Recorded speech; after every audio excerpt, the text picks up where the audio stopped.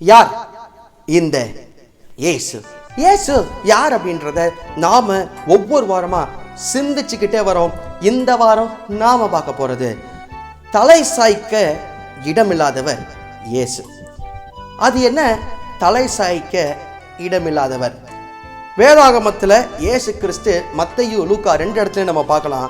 அவர் சொல்லுவாரு, நரிகளுக்கோ குழிகள் உண்டு, பறவைகளுக்கோ கூடுகள் உண்டு, ஆனால் மனுஷகுமாரனுக்கோ தலை சாய்க்க இடமில்லை. மனுஷகுமாரன் கடவுள், வானாதி வானங்கள் கொள்ளாதவர் அவர்தான். அவர் சொல்றாரு மனுஷகுமாரனுக்கு தலை சாய்க்க இடமில்லை. இதை ஏன் இயேசு கிறிஸ்து சொன்னார் அப்படின்றத நம்ம எடுத்து பார்த்தோன்னு சொன்னா, ஒரு மனுஷர் இயேசு கிட்ட வந்து சொல்லுவார், ஆண்டவரே நான் உங்களை பின்பற்றி வரலாமா, உங்க கூட வரலாமா அப்படின்னு கேட்பார். அப்போதான் ஆண்டவர் சொல்லுவார், நரிகளுக்கும் குழிகள் உண்டு, பறவைகளுக்கோ கூடுகள் உண்டு, ஆனால் மனுஷகுமாரனுக்கோ தலை சாய்க்க இடமில்லை. ஆண்டவராகிய இயேசு கிறிஸ்துவோட ஊழியத்தை பார்த்தோம்னு சொன்னால், கிட்டத்தட்ட 3.5 ஆண்டுகள் அவர் ஊழியம் செஞ்சார். அந்த ஊழியம் செஞ்ச இடத்துலலாம் நம்ம ஒவ்வொரு வேதாகமத்தை படிச்சுட்டே வந்தோம்னா, அவர் ஊழியத்தை முடிச்சுட்டு போய் ரெஸ்ட் எடுத்தார், ஊழியத்தை முடிச்சுட்டு தன் வீட்டில் ஓய்ந்திருந்தார் அப்படின்னு எங்கேயுமே பார்க்க முடியாது. இங்கேருந்து அங்கே போனார், இங்கேருந்து இங்கே பிரயாணப்பட்டு போனார், அடுத்த இடத்துக்கு போனார், குருடர்களை சுகமாக்கினார், அப்படியே பிரயாணமாக போனார்னு பார்த்துக்கிட்டே இருக்கலாம். ரெஸ்ட்டே கிடையாது, ஓடிக்கிட்டே இருந்தார் ஆண்டவராகிய இயேசு கிறிஸ்து. ஒரே ஒரு இடத்துல தான் நம்ம பார்க்க முடியும், நித்திரையாக இருந்தார். எப்போ? படகுல போகும்போது. அப்பயும் அவர் தட்டி எழுப்பிடுவாங்க, ஏசையரே மடிந்து போகிறோமேன். அப்போ இயேசு கிறிஸ்து தனக்கு குறிக்கப்பட்டிருக்கக்கூடிய சித்தத்தில் தான் நிறைவேற்ற வேண்டிய வேலையில மிக கருத்தா இருந்தார். ஊழியத்துக்கு அழைக்கும் போது அதான் சொன்னார், இப்படிதான் இருக்கணும், இப்படிதான் செய்யணும், இதை தான் செய்யணும்னு சொல்லி அவர் எப்படி இருந்தாரோ அதே போலதான் நாமும் இருக்கணும்னு சொல்லி எதிர்பார்த்தாரு. இதுக்கு தான் வேதாகமத்தில் அநேக எடுத்துக்காட்டுல பார்க்கலாம். இயேசு கிறிஸ்து பரத்துக்கு ஏறி போன பிறகு அவருடைய சீஷர்கள் ஒவ்வொரு இடமா பிரயாணப்பட்டு போனாங்க. ஒவ்வொரு இடமா ஆவியானவர் எங்க திருவலம் பற்றுகிறாரோ அந்தந்த இடத்துக்கு போய் இயேசுவை குறித்து சொன்னாங்க, பேய் பிசாசுகளை துரத்துனாங்க, அற்புதங்களை செஞ்சாங்க.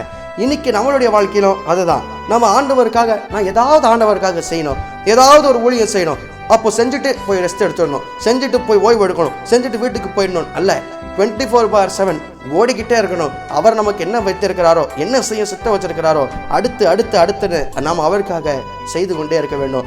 அதை தான் அவர் சொன்னார், மனுஷகுமாரனுக்கோ தலை சாய்க்க இடம் இல்லை. தலை சாய்க்க இடம் இல்லைன்னா அவர் வீடு இல்லாமல் இல்லை, அவருக்கு போகிறதுக்கு இடம் இல்லாமல் இல்லை, ஆனால் அவருடைய வேலை செய்ய வேண்டிய ஊழியம் பணிகள் இருந்துக்கிட்டே இருந்ததை தான் ஆண்டவர் அங்கே சொல்கிறத நம்ம பார்க்குறோம். இன்னைக்கு நம்மளுடைய வாழ்க்கையிலும் தொடர்ந்து சின்னது எதுவாக இருந்தாலும் சரி ஆண்டவருக்காக தொடர்ந்து நம்ம செஞ்சோன்னு சொன்னால் நம்மை ஆசீர்வதிக்க அவர் வல்லமை உள்ளவராக இருக்கிறாரு.